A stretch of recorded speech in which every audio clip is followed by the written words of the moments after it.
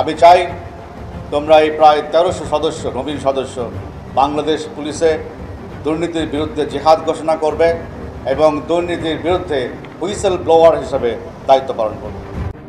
জঙ্গিদের সঙ্গে কোনো আপোষ নাই, মাদকের সঙ্গে কোনো আপোষ নাই, দুর্নীতির সঙ্গে কোনো আপোষ নাই। কাউকে ভয় পাবেন না, আমরা একসঙ্গে কাজ করব। এরা বিদায় হবে, আমরা থাকব।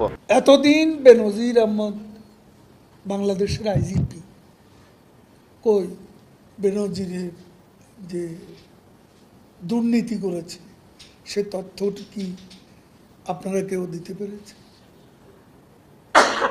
সরকার এটা জেনেই তদন্ত করছে এবং অপরাধ অনুযায়ী যে কেউ শাস্তি পেতেই।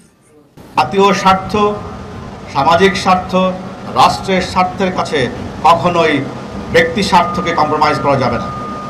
ব্যক্তি স্বার্থকে সবসময় পিছিয়ে ফেলে আমাদেরকে জনগণের স্বার্থ, দেশের স্বার্থ এবং রাষ্ট্রের স্বার্থকে সর্বোচ্চ স্থানে ধারণ করতে হবে।